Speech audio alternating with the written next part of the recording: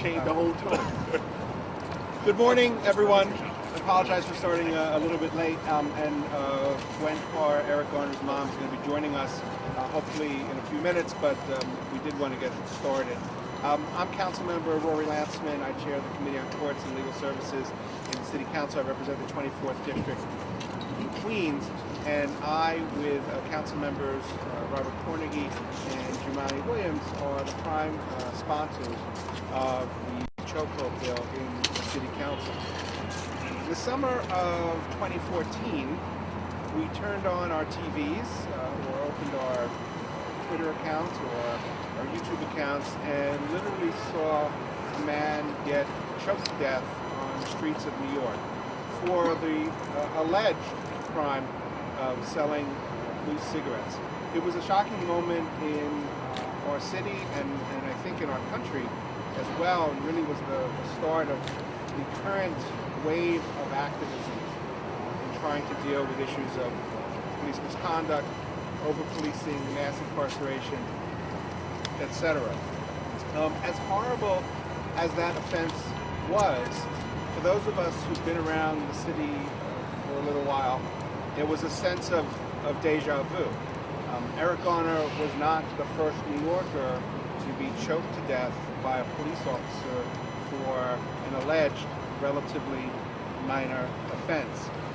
Those of us with a little time in the city will remember in 1991 the case of Federico Pereira, who was choked to death by a police officer, was tried and ultimately acquitted, or the case of Anthony Baez from the Bronx, who was choked to death for the offense of throwing a football that touched a police officer's car. The officer involved in that case was also acquitted, at least at the state level, ultimately convicted at the federal level. At the time of both of those occurrences in the early 90s, there was in place at the NYPD a ban on the use of chokeholds as a matter of NYPD internal policy. In fact, going back as far as 1985, the NYPD patrol guide banned the use of chokeholds by officers, except in the case where an officer's life was at stake. Recognizing the insufficiency of that ban, in 1994, after the Pereira and Baez cases, in 1993, the police department actually eliminated the justification, or any justification, for the use of chokeholds and instituted a flat-out, complete, period, full-stop prohibition on the use of chokeholds by police officers. And of course, the reason for that is because chokeholds are extraordinarily dangerous, very, very difficult to control, and to predict what the outcome will be in a given circumstance. So, after Eric's death, the grand jury investigation began. And those of us who've been around for a while, those of us with responsibilities as policymakers, we had a sick feeling in our gut that this grand jury in Staten Island was going to look at the evidence presented to it in the way that it was presented and come back with no indictment. And we asked ourselves, what could we do at the city council level to try to contribute to at least this never happening again?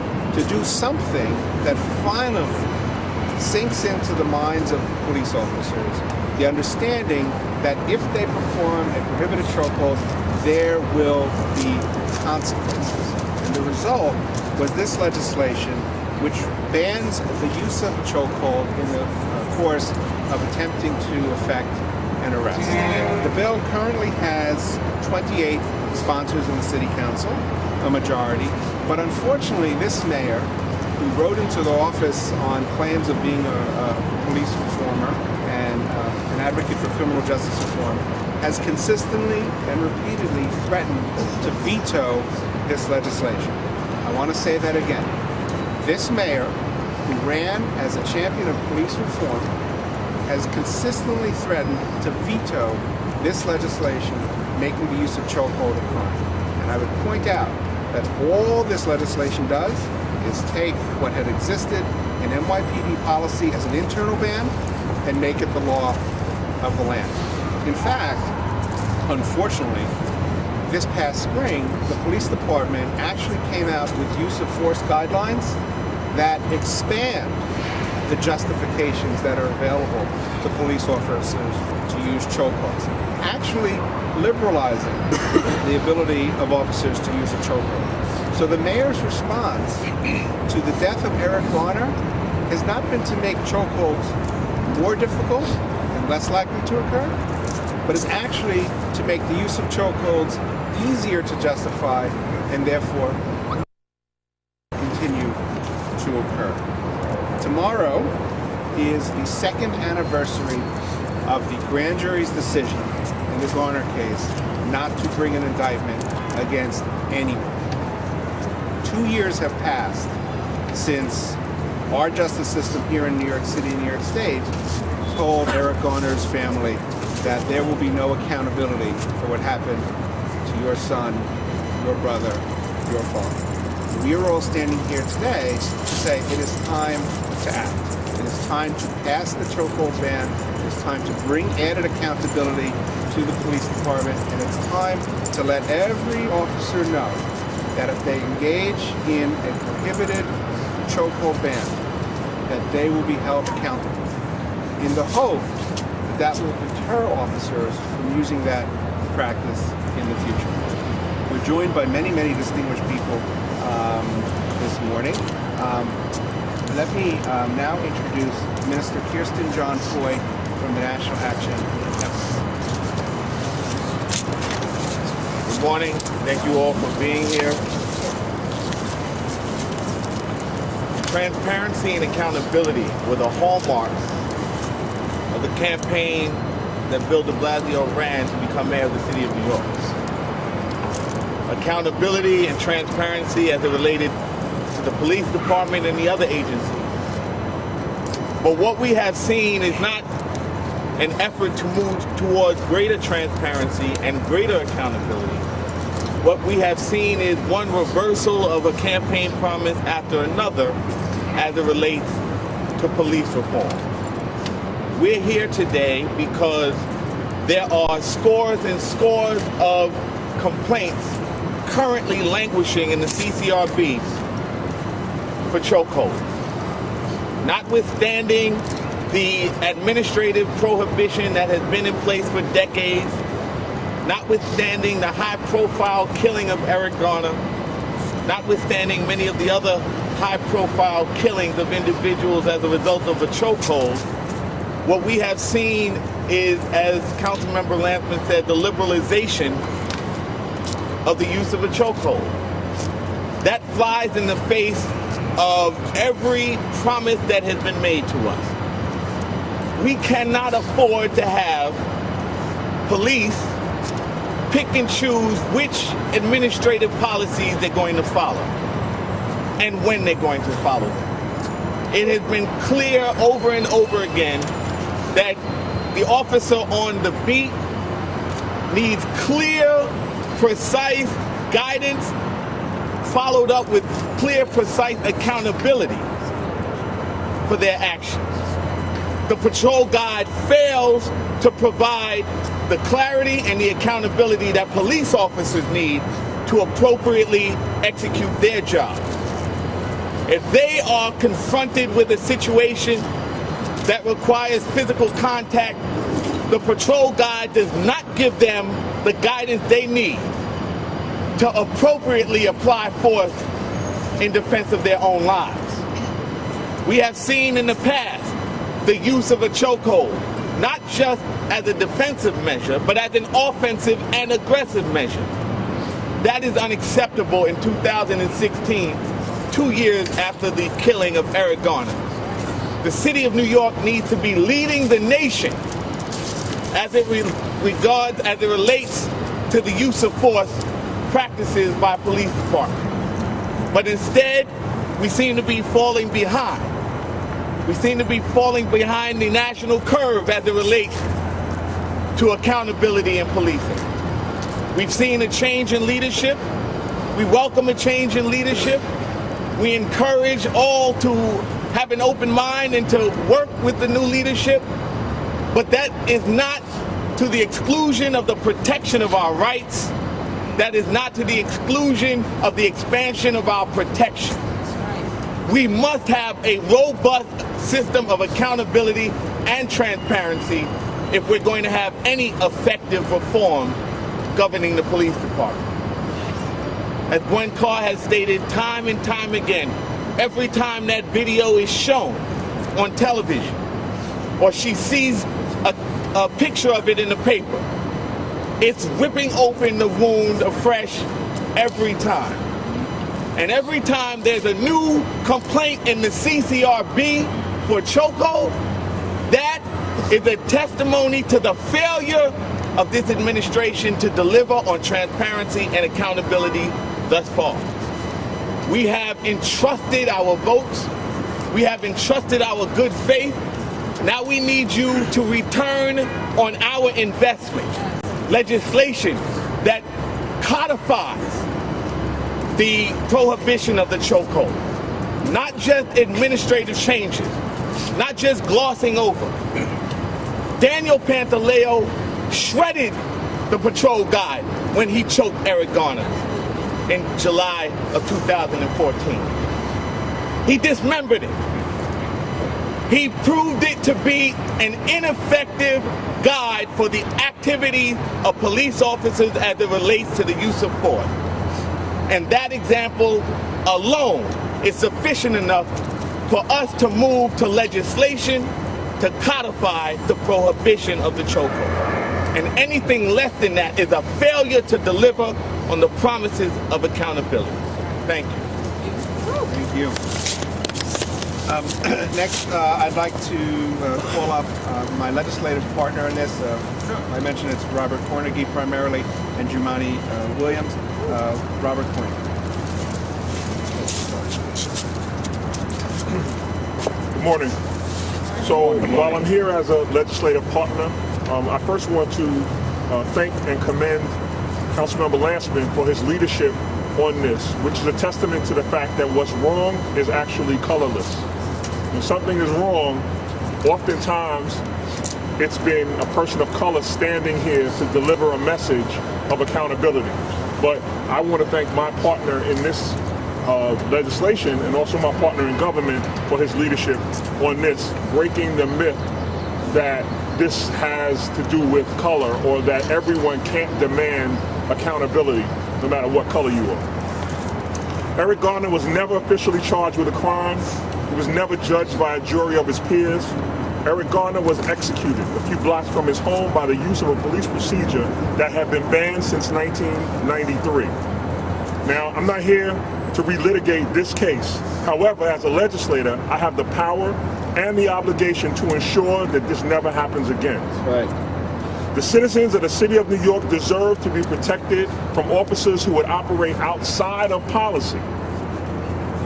And they deserve to be, and we deserve to be protected. That's why I am a proud co-sponsor of Intro 540, because I want my sons, of which I have 4, your sons, and the sons of anyone who arrives in the city of New York by bridge, tunnel, or airplane to know that interactions with the NYPD will be safe, legal, and will not result in the death by asphyxiation on any street corner in this city. Now, I am one of the officers that have extended CCRB hours outside of its normal locations to my office. There's several council officers who are now bringing CCRB members into our office so that community residents can have a safe environment to file reports. So we're attempting to do our part. NYPD and the administration has to do theirs. Thank you. Yes.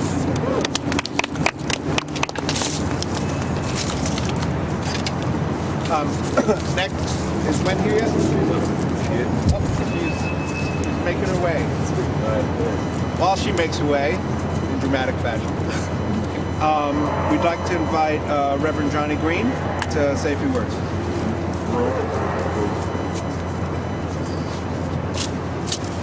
Good morning. Good morning. I'm Dr. Johnny Green, the senior pastor of Mount Nebo Baptist Church in the village of Harlem, also the president and CEO of Impact, which stands for Mobilizing Preachers and Communities. I have come today to join my brothers and sisters in the struggle and our other activist organizations to say to our city council members and to the mayor of this city that first of all, it is time for the Chokehold bill to become law. Secondly, I have come to petition Mayor Bill de Blasio, who enjoyed 97% of the African American support, to take a bold stance to line his actions with his talk. That's right. We're calling on the mayor not just to talk the talk, but to walk the walk. That's right. And I don't think that it's asking a lot of this mayor It's not. to call for the termination of police officer Daniel Pantaleo, who the world witness choked Eric Garner to death for simply engaging in work. That was the way that he earned income for his family. It is reprehensible and it's unfathomable that on tomorrow will mark the second anniversary that the Richmond County prosecutor and grand jury decided to dismiss charges against this police officer. Like Councilman Carnegie, we have not come to relitigate the case, but we have come to reiterate the fact that we are calling on this mayor and this administration to move swiftly and decisively in the firing of Daniel Pantaleo. Let me also say, Mr. Mayor, that if we cannot count on you now, you cannot count on us at the polls in 2017. Do not take our vote for granted. You see what happened? It is our prayer that you will feel the pain of our people, the people of our community, the hurt. It is our prayer that you would understand the anguish and the anxiety and the pain that this particular murder has caused the Garner family. And so we're here today with Eric Garner's mother to let her know that we will not give up on this fight for justice for Eric Garner. Eric Garner cannot fight for himself, but we can fight for him. And so we're saying to the mayor of this city and to this administration, either put up or shut up.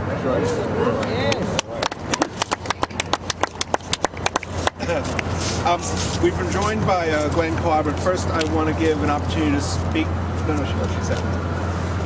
First, give an opportunity to speak to the third member of the triumvirate in this legislation, Council Member Jumani Webb.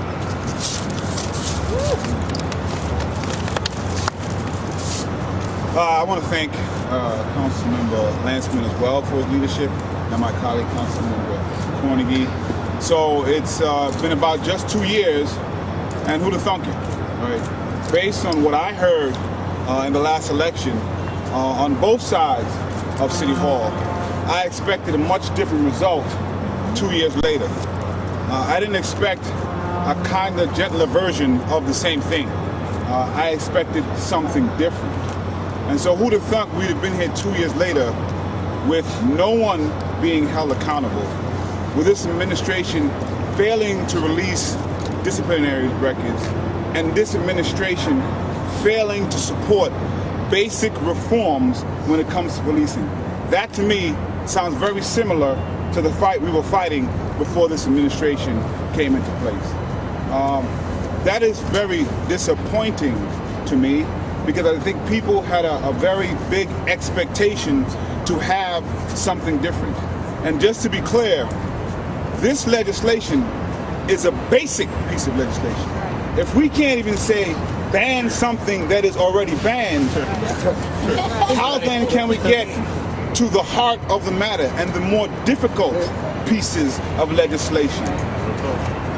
In the past few weeks, I've seen elected officials tripping over themselves to show how not Trump they are. I've seen people tripping over themselves to say that their policies will be more progressive. It is very easy to say these things. It's more difficult to take action. Talking about these things did not save Eric Garner. They did not save Ramali Graham. They won't save, unfortunately, the next people that come after them. Action might do that. And if you're not willing to back up the speak with action, you really haven't changed much. And we're asking you not to continue to ask us to be silent on this, to move forward in an election season without doing the hard work of the action to back up the talk.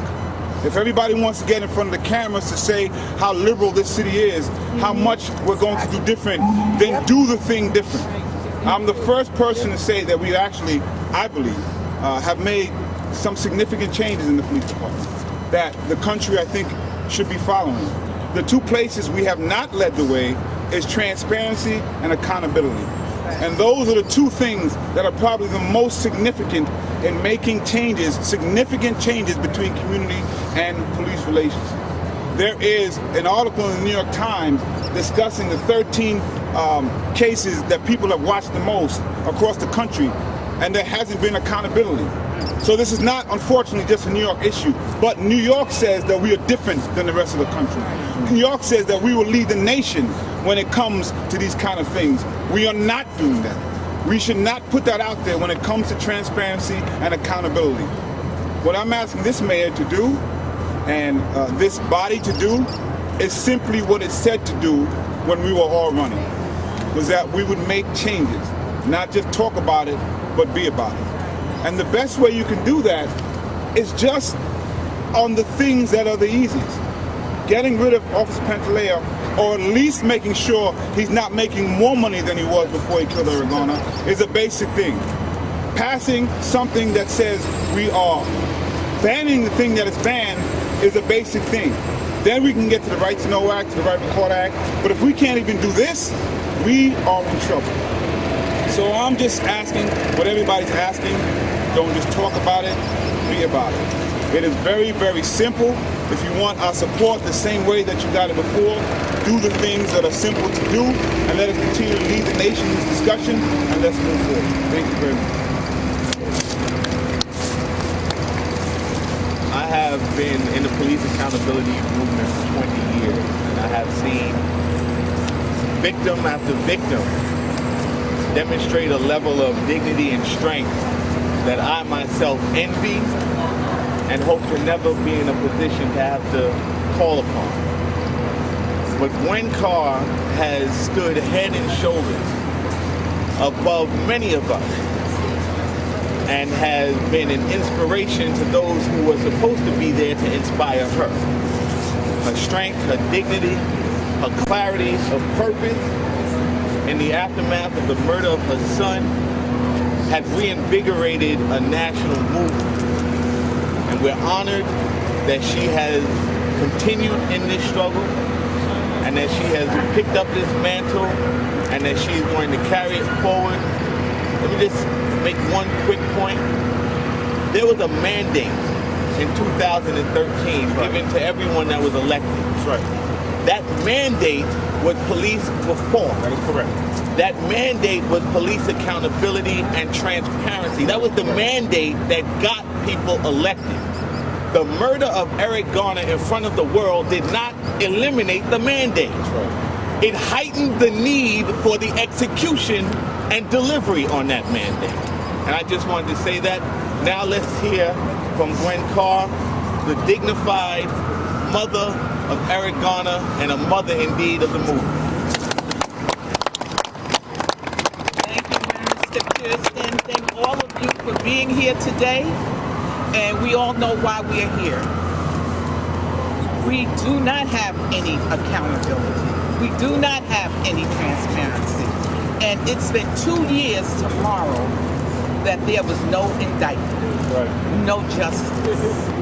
no accountability. So now we need to change that. We're here today to speak about the chokehold bill. And we don't need policy, we have policy. We need legislation. So we have to stop playing with the policy because that's all that they do. It's only on the books and that's it. Nothing happens when policy is violated. There is no punishment. In fact, sometimes it seems like it's an award, a reward when they violate policy. So now we got to step up and stand up. And just like Congress, Councilman said, That's what we're doing here today. Policy. That's what we're doing. yeah, that's what he's going to do. We know that. But anyway, like he says, we can't just talk about it. We gotta be about it. If you're gonna talk the talk, you gotta walk the walk. You know, or it's no, it doesn't make any sense. I step up because I plan to be here to the end of this fight. That's right. We'll be with you. I started this fight. I didn't start it, but I came into this fight, and I'm here for the duration. I'm going the whole 9 with it. I have to step out the box, in the box, or what? I am here. And so we need the chokehold to be legislation, not policy. It can't help my son now, but it may help your son or your nephew or your grandson. Don't think that you are exempt because we don't know when it's going to come knocking on our doors. And when it do, it's too late. It's too late when it knocks on our door. Then you want to step up. I'm guilty of it, but then you want to step up and you want to do all kinds of things. But an ounce of prevention, remember, is worth a pound of cure. So let's do what we have to do to get this bill. We have to get it in and then get it passed. Okay? And I thank all of you for being here. And I hope everybody, when you leave here, you don't just go to your homes and say nothing about it. Go to your homes and speak about it. Talk about it. Let everybody know that this is an important issue and we're trying to get it passed. And I thank y'all so much.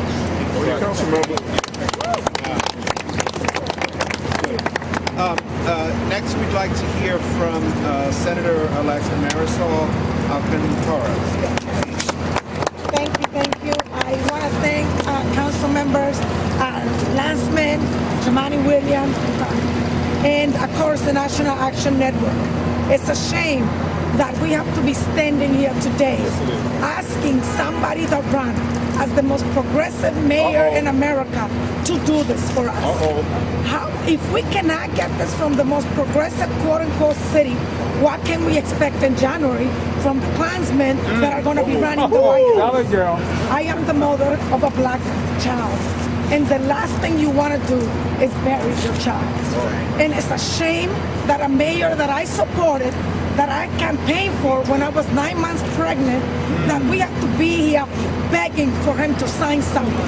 And it's very nice to come out here and talk about that this is progressive, that we are the most progressive city. But you know, I grew up in Maryland, and one thing I find interesting about New York is that people like to talk about how progressive they are. But when it comes time to do the work, why are we not signing this bill?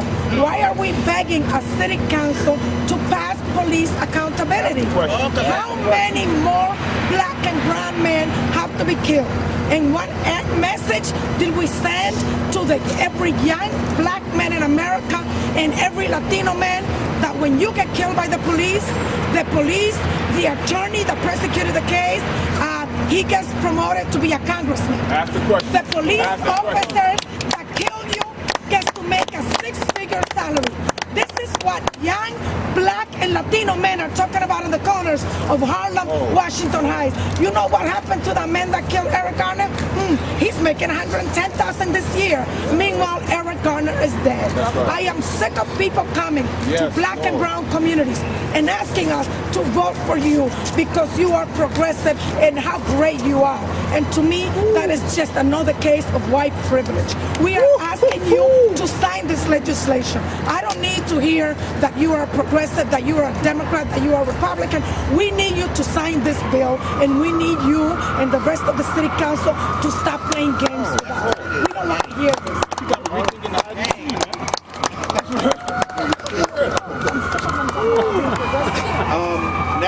to invite a representative from the Justice League, New York City. Good morning, everybody. I didn't intend to speak, but I have no choice but to speak. That's right. It's sad that we are out here basically begging for human rights, for civil liberties that should be afforded to human beings. A man was choked on camera, and for 2 years we still asking a mayor that we voted in, who told us that he was going to make things better for us, to make sure these are policy, more than policy, legislation, to make sure that kids, that grown people, that black and brown bodies aren't in the streets being choked with no accountability. That's right. It is a shame that a man can choke someone on camera and get a raise. That's right. Not be fired, to get promoted. I can't even. What's the mayor's objection, if you could summarize? Well, it's difficult to characterize. So, I mean, the mayor's objection that he has stated is that it would make it difficult for an officer to defend his or her life if they're confronted with a life or death situation. The fact is, the NYPD itself originally qualified its chokehold ban on circumstances where an officer's life was threatened. The NYPD itself removed that qualification in 1993 and instituted a flat-out prohibition, no qualification or justifications whatsoever, because they understood from the two cases in particular that I mentioned that officers, let's just say, had difficulty in evaluating whether or not their life was really being threatened, and chokeholds were being used when they should not be used. I would also point out that under state law, any person charged with any crime whatsoever can use as a justification the fact that they had to do the thing that they're accused of doing to save their life or another person's life. And obviously we can't change that in the law. So the mayor's logic and thinking actually goes backwards in terms of the understanding of the police department on how dangerous chokehold should be, and is also just inconsistent with what the reality of the law is. Yes, Ozzy. By a show of hands, how many of you are willing to say that you would not vote for de Blasio, who's running for re-election, if this bill is not signed into law? I don't know. I won't vote for I got both of my hands. Just as an elected official, I'm not going to hang everything on one bill, but I think police reform in general, how it's been moving, should be one of the things that taken into consideration whether or not you're going to support this mayor. So this bill is a part of that whole conversation. Yes, sir. There's been a lot of talk about the mayor here and his responsibility in this. But the truth of the matter is the bill has not received a vote in the either committee or the city council, and that is because of the parliamentary power of this council speaker and the committee chair. So what is your message to the Public Safety Committee Chair, Vanessa Gibson, and Council Speaker, Mark Viverito? Speaking for myself, I'm sympathetic to the Speaker's position in that we have 28 co-sponsors, which is enough to pass the bill, and I believe if the bill were on the floor, we would get enough members to override the mayor's veto, probably. But she is confronted with a situation where the mayor has said he's going to veto the bill, and I think she would like to know and be certain that we've got those 34 votes to override. With that said, it's now been 2 years. The bill's been in for probably over a year and a half now. Maybe actually it's been officially in for 2 years itself. We do think it is time to move the bill forward, to pass it out of committee, put it on the floor, and let people vote yay or nay based on their conscience. We think the time is to move forward. Yes, and let me just add to that. I think the council speaker and the mayor have been in league, in partnership, in subverting real reform. We see with the Right to Know Act what the speaker did. We've been out front about the Right to Know Act. We've been very public.